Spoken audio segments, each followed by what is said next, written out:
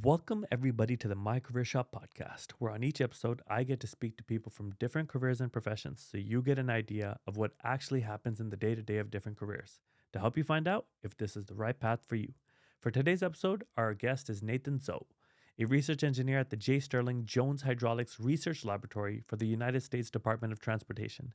In addition to sharing his journey and what inspired Nathan to becoming a research engineer, we will be discussing the steps to becoming one, the importance of securing an internship, the benefits of getting a master's or PhD, what actually happens in the life of a research engineer, the tools and tips that help Nathan succeed, the characteristics that flourish in this career, and many tips from his decade of experience. So if you are considering becoming a research engineer, you definitely want to tune in to this episode for Nathan's wisdom. Well, hi. Hi. This is officially take two, but welcome to the podcast. Thank you. Appreciate you coming over here. So today we have a hydraulics research engineer with us. So we're going to find out how you become an engineer first, I'm guessing, and then you specialize into becoming a research engineer. So we're interested in learning about that entire journey. How many years of experience do you have? So I interned there for around 3 years, and then I have 6 years of full-time research engineer experience. So you interned where? At the laboratory. It's Turner-Fairbank Highway Research Center. Okay. And it's we share a fence with the Bush Center of Intelligence. So it's in McLean. So it's a government agency. Correct. Yes, it's the largest research center in the area for the Federal Highway Administration, and we work with the headquarters downtown on a lot of projects. We have many different laboratories, and the one that I work in is just the hydraulics one. Oh, okay. Yeah. So hydraulics, we'll get into that. So why did you want to become a research engineer? So I originally had a lot of interest in being a marine biologist. I always had a lot of interest in environmental issues and wanted to maybe work in watershed restoration or something of the sort. But the job opportunities, I feel like, in that field were not as good as they are in civil engineering. And I feel like the engineering process of looking at problems and using critical thinking was something that was very appealing to me, and finding new novel solutions to problems that exist in the world today. So did you figure that out as a kid, or was that something you discovered about yourself when you were in university? So I feel like as a kid, I had a lot of workbooks, as many other Asian children have, that tested critical reasoning or helped with solving different problems. And very often, the way that my parents would speak to me about issues is kind of thinking, what is a possible solution? Like, if there's something that you want to achieve, like what do you need to do? So I feel like that is something that's applicable to any field and any problem, really. And I feel like research engineering, or engineering in general, is kind of a way to gain expertise in something that you have passion for, something that you want to kind of dedicate your life, or at least part of your life, to solve issues in a specific field. And I feel like I wanted to go into something related to the environment, or like the ocean, but a more direct route to actually being able to solve problems related to that would be something like sustainability or environmental engineering, which is a subset of civil engineering. Oh, okay. Okay. You basically discovered this by critical thinking. When did you actually start designing the whole plan, the master plan of becoming an engineer? Was this something you're in high school you decided, or came about later? Like, how'd you go into university? How did that entire journey from Nathan at a young age go from then all the way to you becoming a research, at least intern? So in high school, I went to Ridgefield High School in Connecticut, and there was actually some engineering classes that you could take as a high school student. And in school, also for physics, that was a class that I really enjoyed.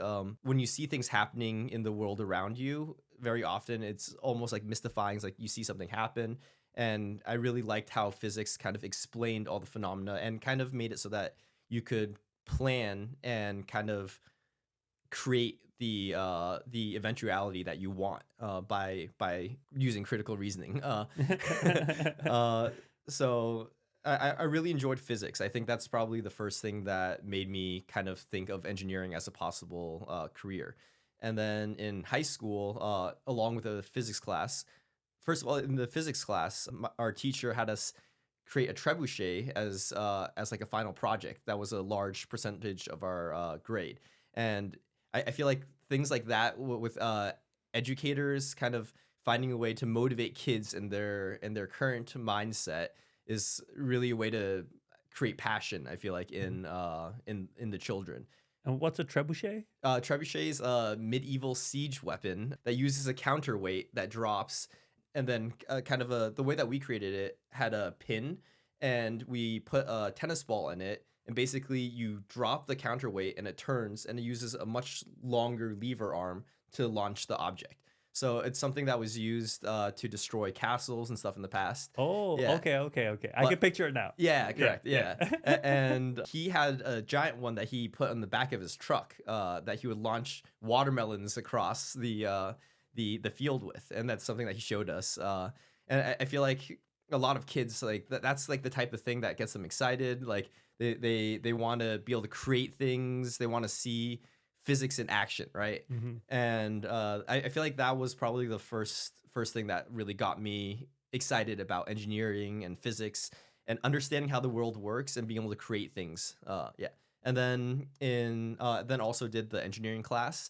And then in college, I decided to go into civil engineering slash environmental and sustainability engineering because of my passion for the environment. And it's always something that I feel like it's really cool, like thinking of ways that humans can live more in harmony with the environment. And then I had the hydraulics class with my current boss. Actually, he was a professor as well as the laboratory manager. And I just asked after he had a PowerPoint showing what the hydraulics lab did. I asked if there was any internship positions, and that's actually how I got into research engineering while I was still in school. Yeah. So what program did you enter into? So I entered into the civil engineering program at George Washington University. Okay. And my main concentration was sustainability. But I also took a lot of the environmental classes, and I also took a lot of psychology classes. And as when well. did you get your internship? That was junior year. Junior year. Yeah. So now you have like roughly 9 years of experience. Mhm. Wow. That's good. So on the podcast, in addition to just learning about you and your journey, we want to break down what are the prerequisites to you actually becoming a research engineer. Mhm. So obviously you went to high school and then you applied to university. You need a bachelor's degree, correct? Correct. And what does that degree have to be in? Well, that really depends on what type of research you want to get into. It's very specific, I think. If you want to go into transportation, it would be good to have a transportation engineering degree. If you want to go into environmental engineering or work at DC Water or something like that, environmental engineering degree is better. Yeah. But is it like an engineering degree and then you choose your discipline like sometime within that? Or are there like literally you start off as a civil engineering degree or like a environmental engineering degree? So a lot of the prereqs for getting the degree for freshman and sophomore year is kind of universal. Okay. So it is definitely possible to change the type of engineer that you are. And that happened a lot with our civil engineering class, actually. Mhm. A lot of people actually went to systems engineering instead or switched to mechanical if they felt that resonated with them closer. Oh, okay. So is there like a time where you think you have to make that decision by in university? I think by end of sophomore year, it would be very, very difficult to get all the prereqs specific to your engineering degree if you are kind of undecided at that point. But then you can do a victory lap, right? Yeah. You can do like one extra year. You could, of course. Yeah. Okay. So, I mean, it's not set in stone, but you Mhm. want to avoid the university fees. Correct. So, you get an engineering degree sometime around second year. You have to figure out which discipline you're going to choose. Are there multiple disciplines or is it just one or two that you choose? There is, I'd say many different paths that you could go in. Yeah. For mechanical, for example, there's aerospace engineering. There could be some specific programs where you're trying to go into more robotics. For civil, there is water resources, environmental, transportation. So within every engineering degree or discipline, I'd say that there's many sub disciplines as well. Oh, okay. So, but when you graduate, do they just give you an engineering degree and S- then they say like what disciplines you did, or like how do you designate yourself just coming out of your bachelor's? It would be a Bachelor of Science in whichever degree you got. So for me, it was Bachelor's of Science in Civil Engineering with sustainability concentration as my main concentration. Okay. So, all right, you get your bachelor's of science in your disciplines, and you said you started your internship there. Mhm. And would you say getting an internship is crucial or an important part? Like, do people who don't get an internship suffer in the career or have a tough time starting, or it doesn't really matter? I would say that internships are crucial for research engineering in particular because each, I'd say, discipline or each subdiscipline is quite specialized. So having experience and actually working in that environment gives you a huge leg up versus someone who just has a degree. Because being successful in a work environment, I feel like is still very different than just being successful in school. Hmm. There's a lot of, for example, workplace dynamics that you have to navigate. There's a lot of self management. There's a lot of there's a lot of having looking to see if you have the ability to grow and be able to take feedback and work in a team as well, which is something that I feel like having a long internship or having experience solving different issues in a team environment kind of really shows. So at George Washington, do they have some fairs or some methods for you to actually get these internships? Like, how do you get these internships? Do you just apply for them on Indeed or something? So there's definitely internships on Indeed. There's also internship and career fairs as well that you can just go to that will be hosted by the university. So there's definitely many different outlets. I feel like how you can really differentiate yourself though is if you meet people to try and make an impression and really try and talk with them and I feel like create an interpersonal relationship because very often people will remember and consider the fact that they've met you, they know who you are, they kind of feel like there's some sort of connection, makes it a lot easier to kind of get your foot in the door, I'd say. And does it matter if you get your internship at first year, second year, third year? Does it make a difference? Because I'll give you an example. If you're a lawyer, Mhm. getting your internship in year one has a profound impact on where you'll land after, Mhm. right? So, is there like a similar type of impact with engineering, or just as long as you land an internship, life is good for your future? Really depends what type of industry you want to get into afterwards. I'd say for civil, there's mostly two routes that people go. It's either going into implementation, so construction or something of the sort, or bridge working with like bridge builders, or you go into research where you're looking into the underlying principles for the issues and putting out reports. So either going to academia or research or implementation. So if you're going into implementation, very often when you go work with or if you go intern with the construction companies, very often they'll give you an offer with sometimes a condition that you get your FE, I believe it's fundamentals of engineering license, and then you'll be a engineer in training will be your title. So very often it's if you start creating those relationships early, then you can kind of show what you got, and then have more of a chance and a longer time period where you might be able to get a official job offer. Okay, cool. So, but that's getting an internship is not a prerequisite. It's just a nice to have, right? And so, but you would say it's a strong nice to have. So now I want to just talk prerequisites, Mhm, like the bare minimum, and mhm. we'll differentiate between nice to have right after. So you get your bachelor's of science engineering degree, and can you essentially technically get a job as a research engineer, or do you need something else as well? I believe for being a research engineer, from of course I can't speak for every single facility, but from what I've seen online, it is necessary to get at least a bachelor's degree, and if not a master's or a PhD. Very often that's preferred in research because people want the experts in the fields to actually conduct the research or at least analyze the data.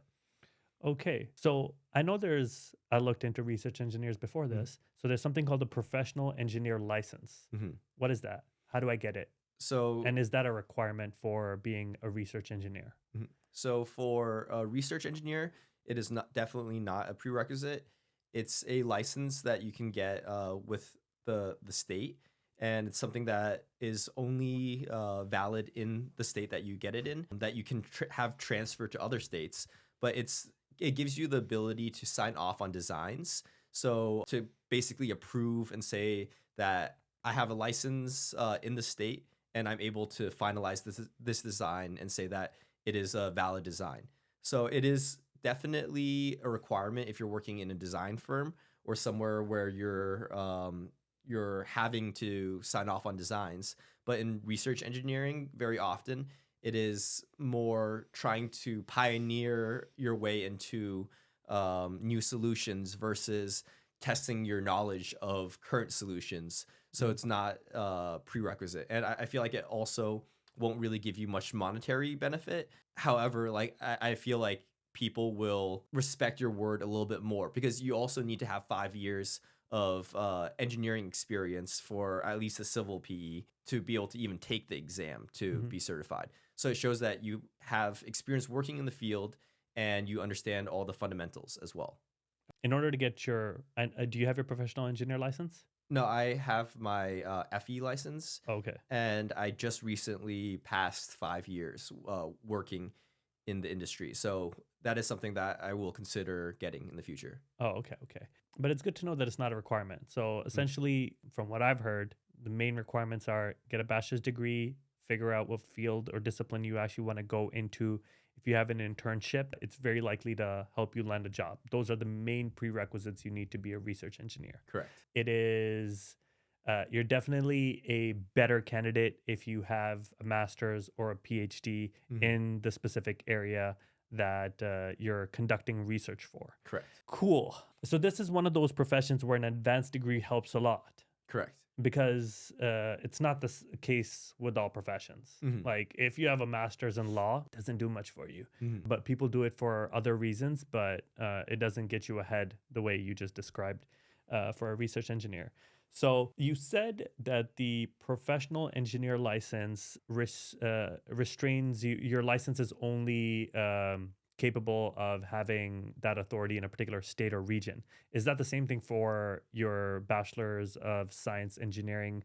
Or can you practice anywhere? Can you apply for a job in California and work there as a research engineer? Yes, yeah, you can apply Anywhere. anywhere. What about in like Canada or Europe or somewhere across the world? I know people who are working overseas, and I also know we had some exchange students who were able to take some of their classes here as well. Mm. So I'd say as long as you have had a curriculum that covers most of the fundamentals, I feel like there's no limitations on being able to work in other countries. That's cool. That's typically that's not the case. Mhm, So almost every single profession that I've interviewed to date has lots of regional restrictions. mhm. So that's a good one. You can pretty much work anywhere. Okay, now that we know how to become one, what do you do? I want to take me through some projects. And remember, most of the people that are listening are not incredibly competent about what a research engineer does. This is supposed to be inspiring or interesting to them. Mhm. So if you can give me the highest level of minutia. Okay, so I'd say as a research engineer, very often, if you are a research engineer and not a manager, your job will be to take the projects that are kind of given to you and implementing research in order to find a novel solution or collect more data to increase the level of knowledge with a particular issue. Mhm. So that can range from doing a literature review and putting out the literature review as a paper, or conducting experiments to see how infrastructure or something like that, some process works, and how you can either improve or understand better what is happening around it. Okay. So, if you don't mind, I'd love to hear about a project Mhm. and what tasks you actually did. So, you said you obviously conduct research and Mhm. you run experiments. So, can you give me an example of all of these? So the project that I'm currently working on is a aquatic organism passage study, and that is looking at waterway crossings and how they interact with our infrastructure, and how we can optimize the ability of fish, so aquatic and terrestrial organisms, to pass through the infrastructure undisturbed. And what I personally did is set up an experiment within a small flume, which is kind of a fake river channel that we have in the laboratory. And we have different types of configurations that are being done in culverts, which is smaller waterway crossings, usually under 20 feet. There's different types of culverts, there's like box and circular culverts. So this is something that a lot of people, if you look around where there's streams, that you'll see underneath bridges, and we are looking at the standard practices in that and how the hydraulic conditions actually are around it. And we are then looking at some information about fish behavior and trying to make it so that there is a cell by cell analysis. So if you kind of look at the space that we are looking at, like a stream or a culvert, and you break it down into a grid, we'll take a artificial fish and see what potential path it would choose based off of its preferences, and also what path is actually possible for it to move through. And this will make it so that we understand better the hydraulics and the physics and the actual reality of how fish or other animals might pass through the infrastructure. Okay, over my head. Let's start off with hydraulics. Mhm. I picture a gangster mobile, Yeah. but you're talking about hydraulics and water. Mhm. What's hydraulics? Hydraulics is the study of course, I'm not sure the exact Wikipedia or whatever it says online definition of it, but from my understanding and for my application of hydraulic engineering, it is looking at I love the caveats. yeah. I mean, I don't want to speak as if I'm the authority for this. Yeah, I get it. Um, You should have been a lawyer. yeah, but yeah. So we have, for example, looking at hydrology, which is looking at the rainfall patterns or weather patterns that might affect the amount of water in different watersheds. For example, we look at the impact of that on things like hydroplaning, etc. So it's basically anything related to water. And hydraulic engineering also looks at like the pressure and things that are exerted on different objects by fluids. I'd say that it's the study of the physics of fluids, and also higher level, or kind of utilizing it to understand fluid infrastructure or fluid whatever interaction. Definitely far from my gangster mobile understanding of what hydraulics are. Okay, so what I took from everything that you told me is that there's a problem in this world. And then, in order to solve that problem, a research engineer appears and they conduct a significant amount of research on that subject matter. They conduct experiments in a controlled environment. And then who figures out the implementation? So what happens usually is our laboratory works closely with the National Hydraulics team, and that is a group of people from different DOTs, from independent consulting firms who come together and kind of decide what types of guidelines they want to put forward. And there's things like the HEC 18, for example. It's hydraulic engineering circular. So it'll be these documents that are kind of put out and have kind of designations of what we think is best practice. And we being the National Hydraulics team and the laboratory and all the research engineers in the field. So I'd say it's a lot of people will work together on this. We'll put it out for peer review, and many different people will give their input, and eventually we will decide on a best practice that makes the most sense and we think is most realistic to be implemented by the practitioners. Okay. Seems like a cool job. You probably don't do the same thing frequently. Is your job redundant? I would say you build expertise in certain things. So you might be in charge of doing, for example, like I do a lot of 3D animation. I do a lot of presentations. I run certain types of experiments. And as you build up the expertise, I feel like you do more things within the same realm. However, the problems that you're trying to solve change with every project that you work on. And very often as a research engineer, you'll be working on multiple projects. So it is not very redundant goal-wise, but in practice, there are times that you're working on the same type of problem or using the same type of skill set, which may seem redundant to some people, but I feel like it's more applying similar skills to a diversity of problems.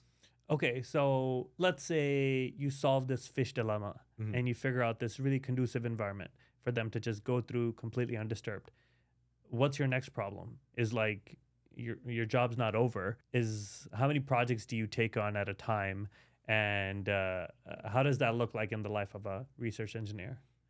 So it really depends. The nice thing about research engineering is it's kind of a conversation very often with management based off of your expertise.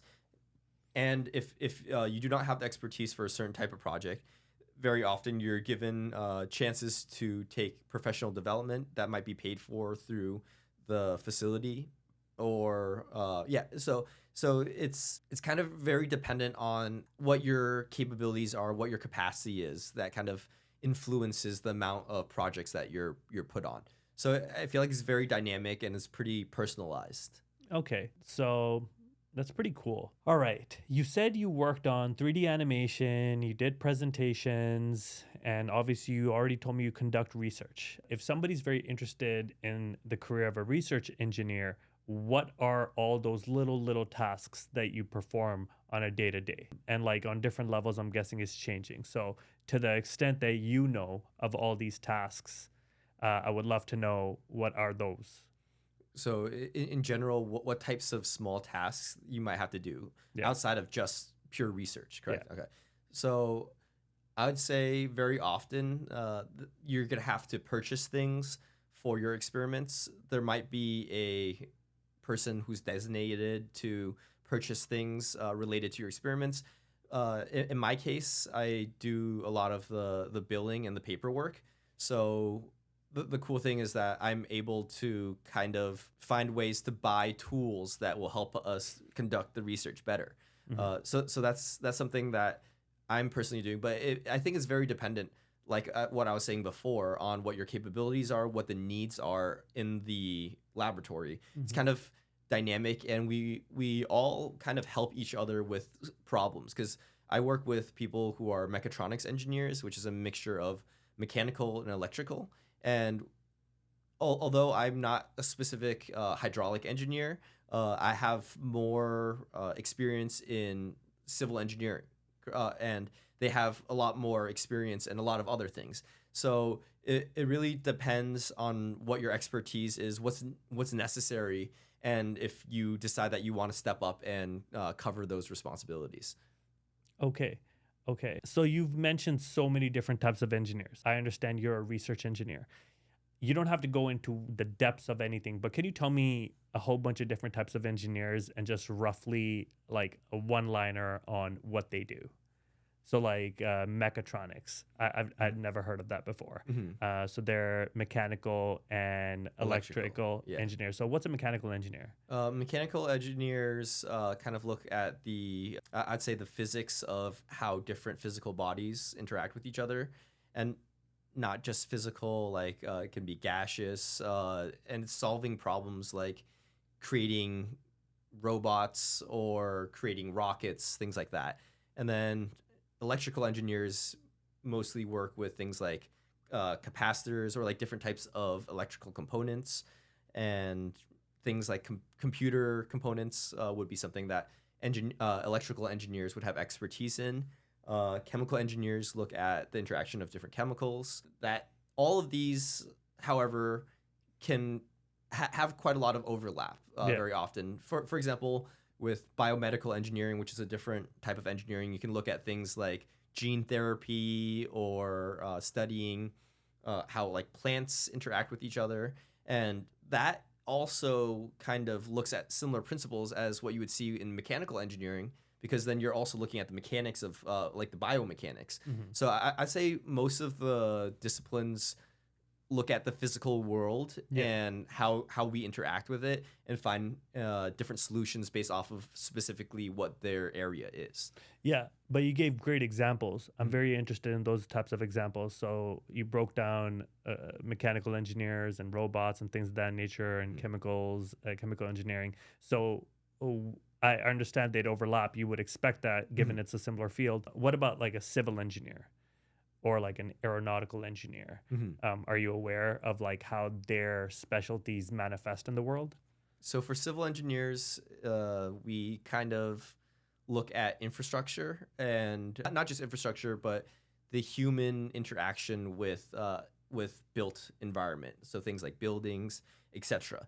And one of the jokes that mechanical engineers and civil engineers have is that civil engineers say that we build the targets, and the mechanical engineers build the weapons. You know, like it's we kind of build the infrastructure. That they also of course build infrastructure and Yeah. things that are within the infrastructure, but I'd say they're more specific to the mechanical, or like the robotics or the physical interactions of machines.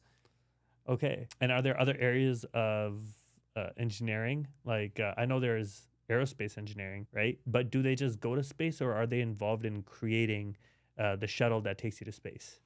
So I definitely also involved in the creation, Okay. and we also as civil engineers will work with the aerospace engineers as well, because they are looking at, for example, drag and forces on objects as well. And civil engineers, we air and water and other liquids are all fluids. So the way that different objects interact with them is similar in some ways. Of course, there's different properties for each type of fluid, but that's what I was saying with the interaction. Yeah. There's always some benefit that you're going to be able to get from involving someone in a different discipline in your project, because you'll see it from a different lens, and very often we'll be able to come up with a better solution.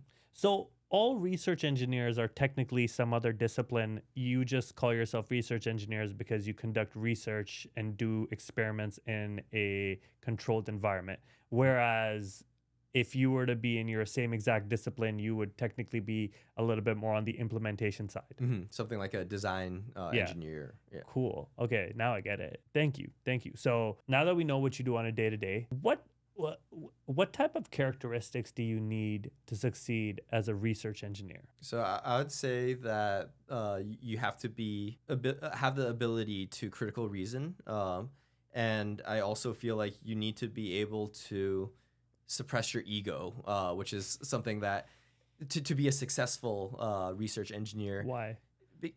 Research engineering, you after you create a paper or you output some type of document or research, it is encouraged for other engineers to look at the work and be able to kind of say, this doesn't make sense, this doesn't make sense, because it's kind of a world of peer review. Hmm. And if you're not able to kind of quiet your ego and be able to kind of take outside criticism, and or at least be able to see things from a different perspective, it's going to limit you in your ability to succeed. And Also, in the research engineer world or engineering world, very often you're dependent on outside sources for funding, and being able to interact with people in a respectful way and a mutually beneficial way is really important in order to make sure that you continue getting projects. And if other people figure something out, that they'll share it with you, so you can have a more collaborative experience. Okay, so no ego. What other skills do you need to flourish in as a research engineer? I'd say also the want to continue growing and intaking additional information, because the by being a research engineer, you're kind of looking into what is a possibility of what could be, what type of solutions you can find in the future. So you can't just really look at what has happened in the past, right? Like you have to really be open, and you have to always really look at what is up and coming, and what is possible based off of what other people in the field are working on, instead of always just looking back in the past and saying this worked and we're going to try and stick by it. Yeah, that's not your mandate. Yeah. You're not supposed to regurgitate research. Mhm. You have to be creative, it seems. Mhm. Cool. So critical reasoning, no ego, and very forward looking. Mhm. It seems like you need communication skills as well, because you mentioned you do presentations and things of Mhm. that nature. Is that just you, or would you say like if 10 research engineers were working, that's like your skill set and that's why people ask you to conduct presentations, or is that just like a requirement across the board? I would say that that's more specific to what I've been working on developing. And out of 10 research engineers, I'd say probably only two or three are probably going to be going out and presenting their work. Very often, actually, we'll have representatives who will go out and present their research. Yeah, it's unfortunate, because I feel like a lot of people will conduct research, but not feel really comfortable going out and kind of being the face of their research. Yeah. Okay, so you don't need it, but it definitely helps, Mhm. right? So what type of characteristics would hate this job? I think people who want a very rigid schedule or want to have always a very clear direction of where they're trying to head would not really like this job, because the very often you'll have a kind of a wide goal. For example, aquatic organism passage, but there is no known solution yet, which is why you are doing the research. So very often it'll be like you'll say, hey, this is what we're trying to do. This is what I think will get us closer to that goal. And it's very, very incremental. So sometimes people will think, oh, I'm doing this work, but it means nothing because it's not coming to a solution.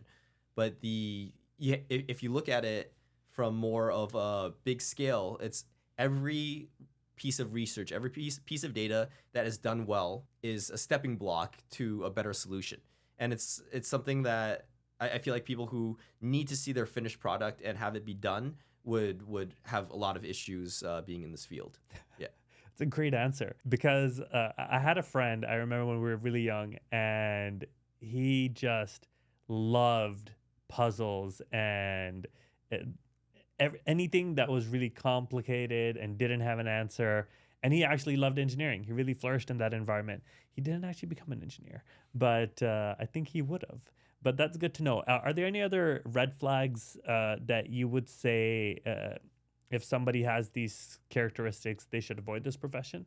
That seems like a big one. Anything else you can think of? I'd say people who are a little bit more set in their ways. For example, there are certain practices with that have happened in the past, and they might not necessarily make sense. And certain people will just say, this is what we did in the past. Like, we should continue doing it. Let's just get more data by doing the same thing. But the people I feel like that are only looking in a very limited lens would also not do very well, because they might create very accurate data for a very specific issue, but they're not going to be able to really see why like it's even being done, or if there might be a different question that should be asked. So instead of just agreeing, it's really necessary to say, why am I doing this Mhm. and what is the goal? Which is something that I feel like in some professions could negatively affect you Yeah. because then it will make it so that you're gonna have to fight with authority. But in research engineering is really crucial to be able to do that. Fair enough. This might be connected to the last question, but I was specifically asked people are interested in knowing once you actually get into the profession, why do certain people fail and why do certain people succeed? And I think they're connected to some of the things that you just mentioned.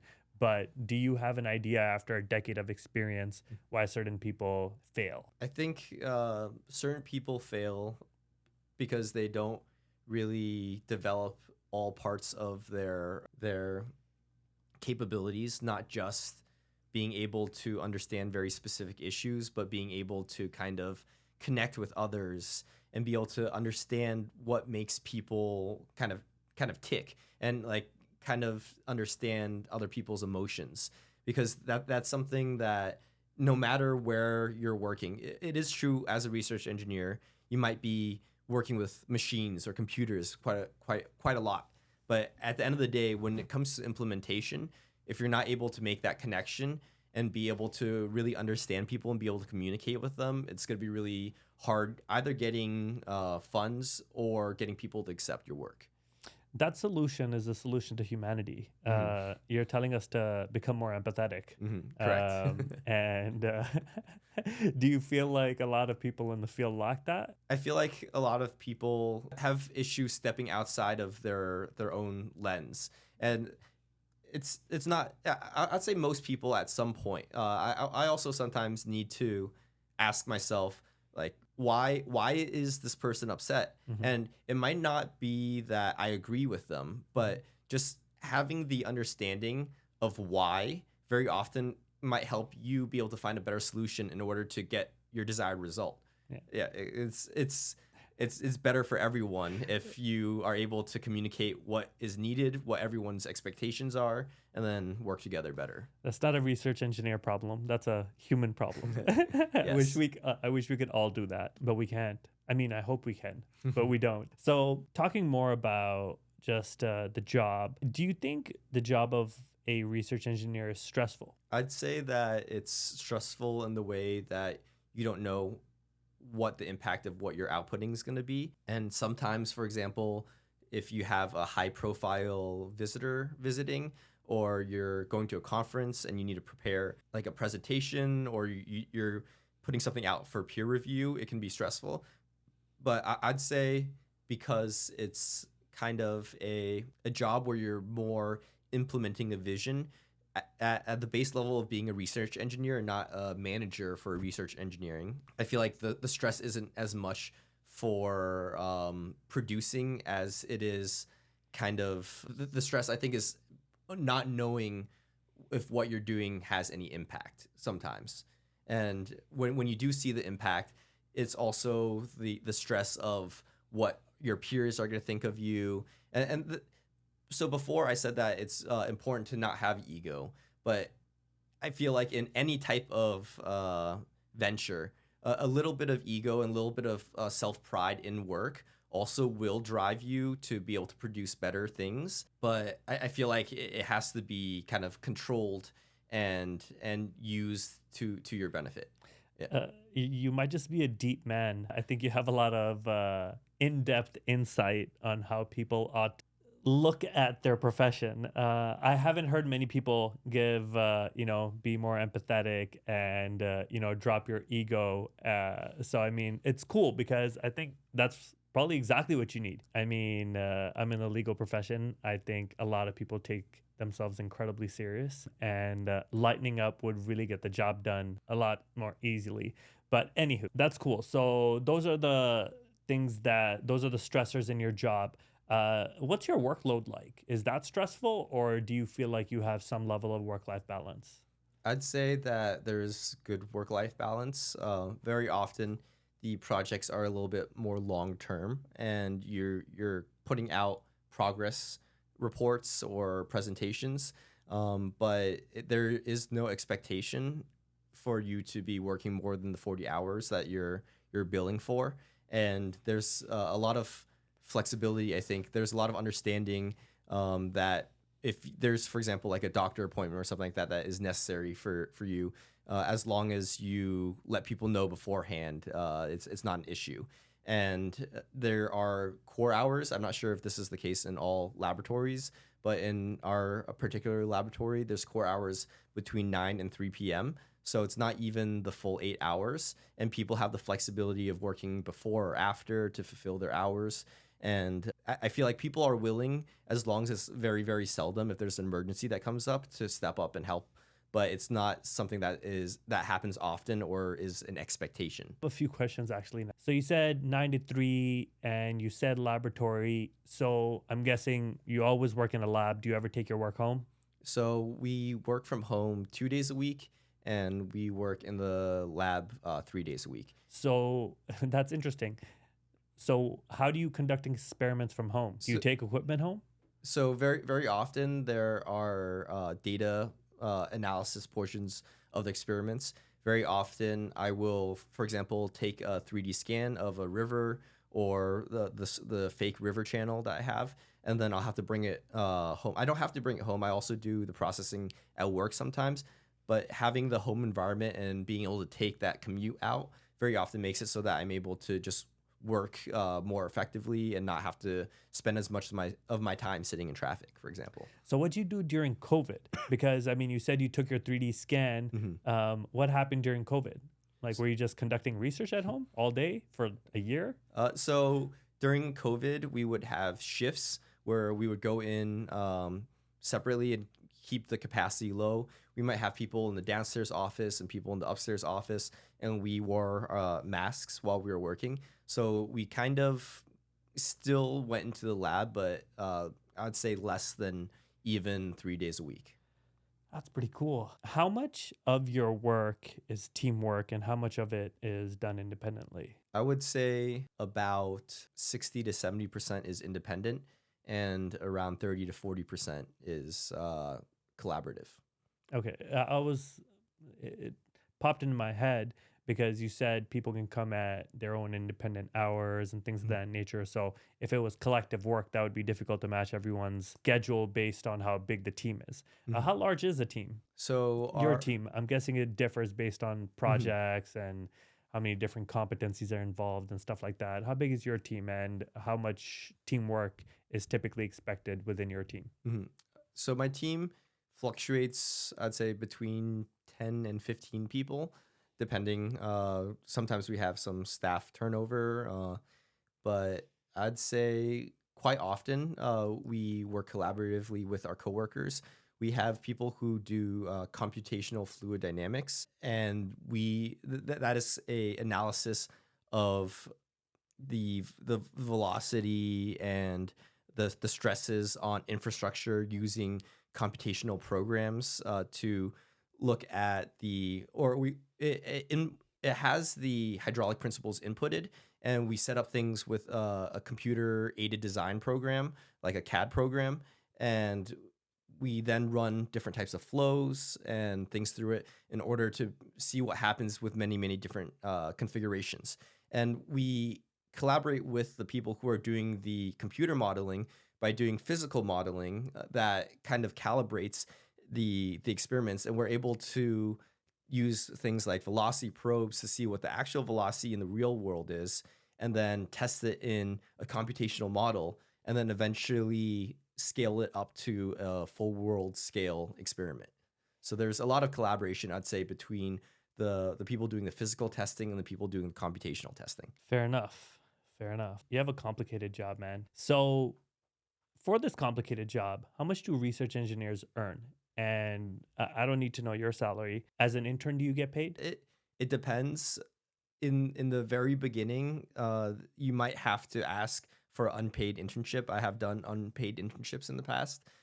I think the thing is that so many different research engineering jobs require quite a level of expertise, and by coming on, very often you are a person that additional personnel that needs to be trained. So it actually takes time away from research engineers doing their work in the beginning. So I'd say you don't really get paid until you have shown a certain level of proficiency to actually contribute to the laboratory. That should be part of the process, though, man. Yeah. Mhm. But that's how I feel about every profession. You know, when you come out of school, you pretty much know nothing. I mean, you know a lot of theory, but seeing it in real life is completely different. Mhm. So I mean, if that were the case, whew, Mhm. boy, would those loans be really tough in the beginning. But okay, so how much does a research engineer, let's say, earn within 5 years? What's the average salary? We live here in DC, Mhm. Virginia area. How much do people earn around this area?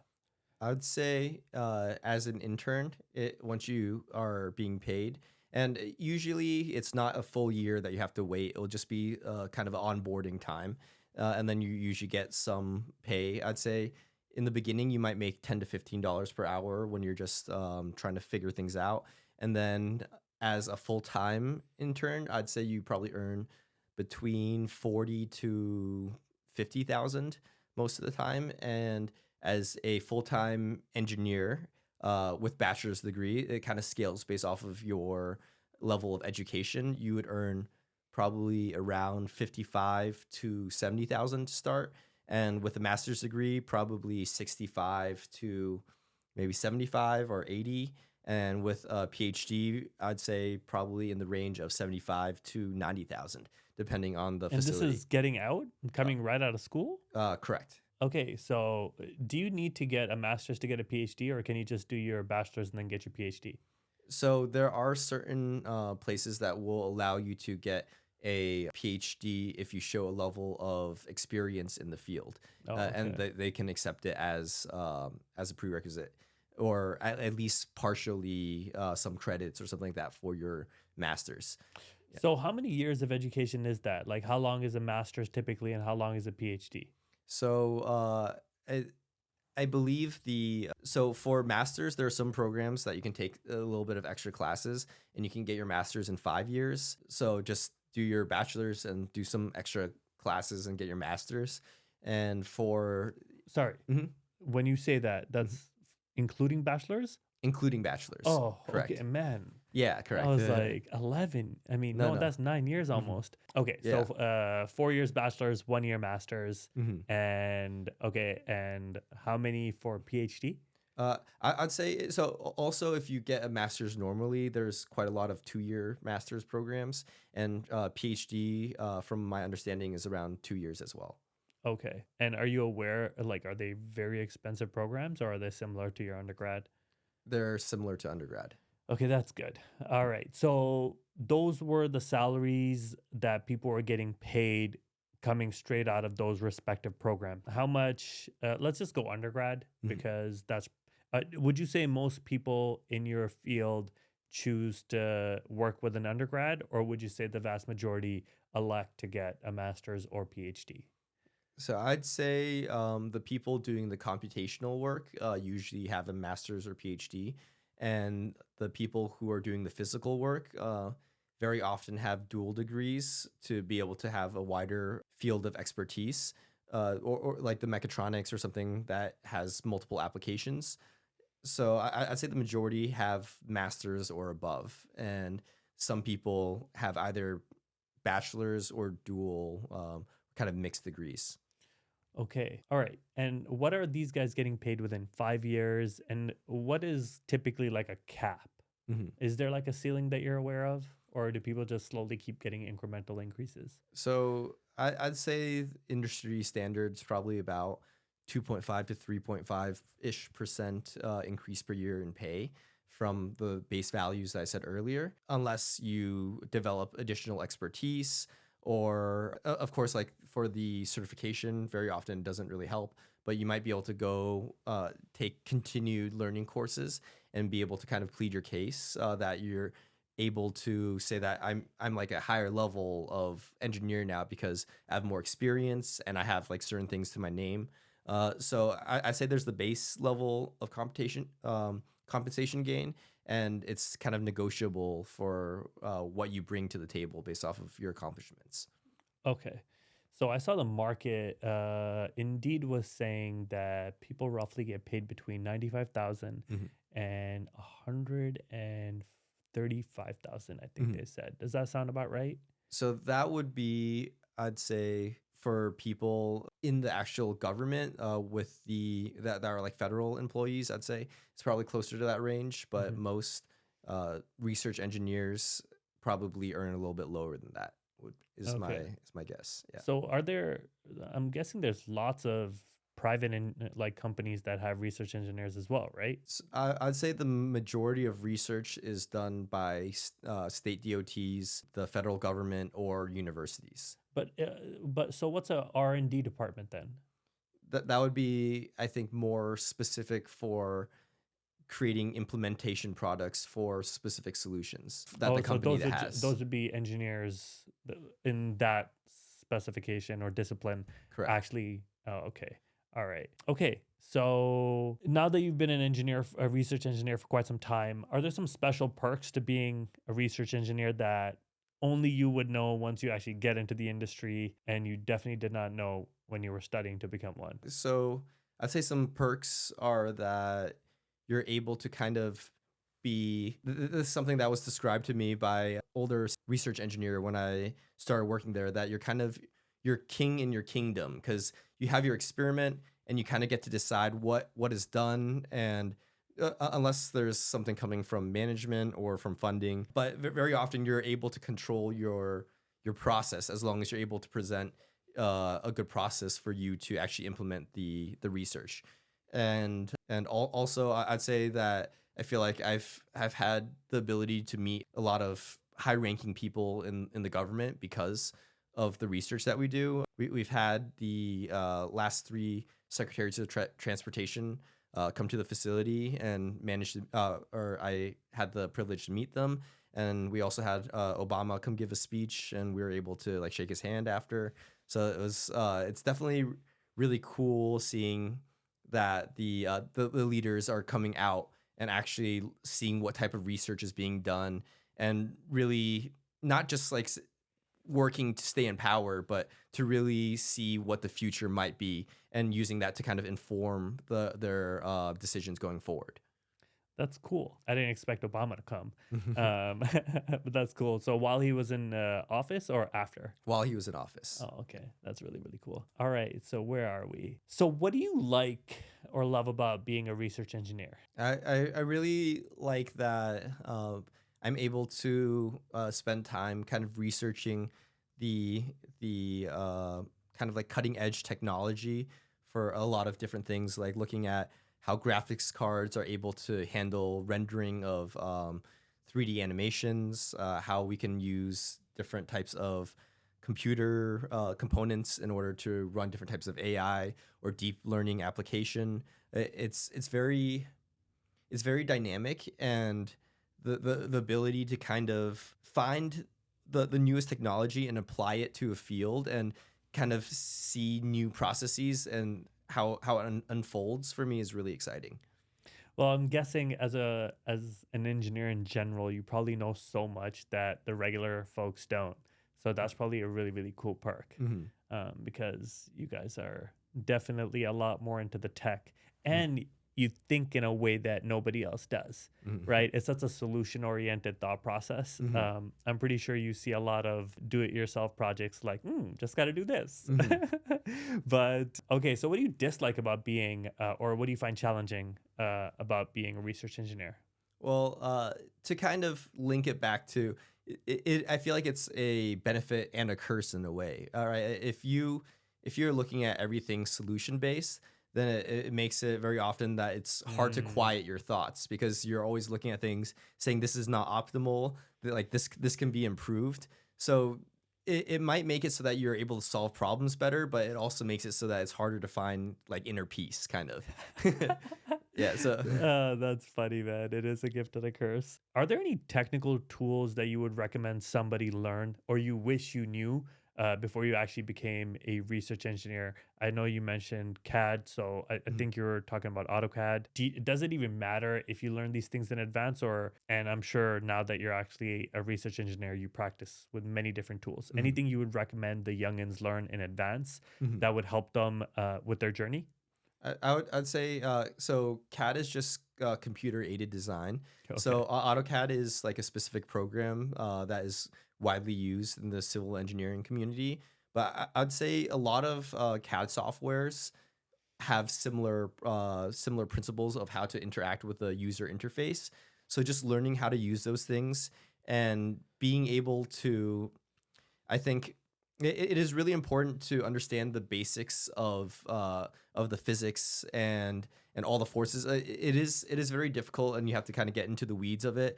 But I do think that there is a lot of benefit from actually gaining that level of expertise in school. That's something that I definitely, of course, like you can always do better, right? But that's something that still I do wish that I had focused on it more, but it's something that you can always continue and learn now and develop. But I think getting the baseline knowledge of how things should act, basically, like the basic. People call it engineering judgment. Having that and being able to understand how things generally work is really important as a baseline. But after that, I think it's really important to be able to use the CAD programs, because a lot of the forces and everything that is calculated, if you understand how to use the program and have all the correct connections and all the right materials, a lot of the forces are now calculated in those programs. So as long as you have a understanding of what should be happening, you can kind of audit the programs and be able to understand whether or not the results are realistic. So I'd say a combination of basic physics and whatever discipline knowledge is very important to have. And after that, being able to use technology in order to solve problems more effectively. So you talked about engineering judgment. Can Mhm. you tell young and aspiring research engineers what that is? I know you mentioned I got it, and I'm not an engineer. What I took from that is your basic fundamentals in whatever discipline you're Mhm. in need to be like rock solid. Mhm. And if not, you can work on them, but that would have definitely helped more. Mhm. So what are those fundamentals? Are you talking like just physics or chemistry, or like give me an example of what engineering judgment Mhm. ought to look like, and what would you tell somebody in like first year of their bachelor's degree to really hone in on? I would say, looking at things, for example, for hydraulics specifically, the differing pressures that are put on objects based off of the depth of the water, for example, you might you don't have to be able to calculate the exact forces in your head immediately. Like there are some people who are able to do that, but that's not what is necessary. I think understanding that the pressure increases with depth, and that it's something that is really important to look at in order to see whether or not a structure is sound, right? Like, so being able to understand the components of what is important for different types of projects, and then understanding when something might look wrong or something might need a solution, and then using that in order to kind of guide your process is what I mean by engineering judgment. The funny thing is, I feel like people kind of are just like, oh, that's not gonna work, or like making like a snap judgment, and they say, oh, it's just engineering judgment. People joke about it, but I think the actual engineering judgment is kind of understanding what a problem entails, and being able to find the right sources in order to find the right information to solve it. Wow, wise words from a decent man. Okay, so now that you have quite a bit of experience, what advice would you give to yourself right when you got out of your degree and you were starting off as a research engineer? Something that would help make that journey a bit smoother, or some hurdle that you actually were able to overcome and wish you had known back then? Mhm. Some information. I'd say, and it's something that I feel like also impacts how it's also connected to what we were saying before, with the ego thing. I feel like you really need to, or I would tell myself that I should take all points of view as a objective bystander, instead of looking at it from a lens of this is a comment made towards something that I did. To really take a step back and at the very least look at it as something that can inform me, instead of sometimes I feel like it's everyone has the reaction of feeling defensive if they hear something. It's like I created this. And it's like, oh, I don't like the color. I don't like this. And people are saying they feel like it's a personal reflection on them, but it really is a learning experience, and it's also if you really look at it, very often things are personal preference, right? Like there's so many different viewpoints, and if you really think that by someone disagreeing with you, it's a reflection of your worth or your capabilities, it really limits your ability to take in as much information as you can and really grow as fast as you can. Great insight. Would you say, based on that, Mhm. that in the research engineering community, most feedback that is given is positive feedback that builds on your research? Or would you say that there's some pricks out there that are just flexing and trying to diminish the actual work that you are producing? What would you say is the norm within the community? I'd say it's pretty mixed, almost 50-50. The thing is, when you're coming up for like solutions to problems, first of all, someone had the previous design, someone outputted the previous design. So Mm, obviously, if you're saying that you're changing something, some people take it as I made a mistake, right? Like, but mm, it might be that there's additional tools out that we're yeah. able to improve the process. And that's like I'd say that the people who are more resistant to change or have been working in the industry longer very often will feel kind of threatened if you say something in the past was not effective or efficient. Okay, cool. Well, it's been amazing. I finish off all interviews by asking my guests, what is the best career advice you have received? And what is the worst career advice you have received? And I'm looking for short one liners with respect to both of them. I'd say the worst is that that you need to outperform and work harder and do better than everyone at your job in order to advance your career. I feel like that sends the wrong message and doesn't really kind of have the spirit of collaboration. And it's also a very quick way to burn out, in my opinion. And I'd say the best advice has been that everything is achievable if you look at things if you really believe that you're able to build the capabilities for anything, and everything is not necessarily like so. I think that a lot of times I know that you said just a one liner, It's okay. but I don't think anyone has yet to actually comply with my request. okay. So hopefully I'm gonna prepare my guests a little bit better, and maybe Mhm, we'll like write this down or mhm. something in the future. But don't worry. So we'll go back. What's the best career advice you've received? I have found a short way to say it is that everyone is just trying to figure things out. I'd say is probably the best career advice I've had, because very often I feel like people feel intimidated that like what you're saying, things are over their head, like your head, or you feel like you're not able to really understand what's going on. But I feel like everyone feels that that lack of proficiency or confidence in a way, and it's actually true in a way, because everyone, like all of us as humans, are so limited in our understanding, right? So how can we even say that we have the knowledge or expertise to say that something is a solution? So I'd say that, like, just believing that taking a step in the right direction is enough, and being kind to yourself and just kind of building things up is kind of what I think is and like I've had a few people say things like that to me, because I'm saying, how do I become this, how do I do this? It seems so overwhelming when you look at a goal that's like that high up there, or you want to be in someone's shoes, but you just need to take the step, and you need to just say, hey, like, I'm gonna put the effort to try and understand what is necessary and do my best to take the best steps toward it. I think you're going to be a motivational speaker one day, man. That was great. Well, it's been an absolute pleasure, man. I think, I read a lot about the career of a research engineer, and I know a hell of a lot more now. So that's always a good sign. Mm. And I was really excited about the interview because it was one of the professions I had no clue about. So I want to do a lot more of these where I'm just like, what the hell are you? And by the end of it, I'm like, oh, I know what you do. So it was great. Thank you so much for taking time and sharing what a research engineer does. Appreciate it. Yeah.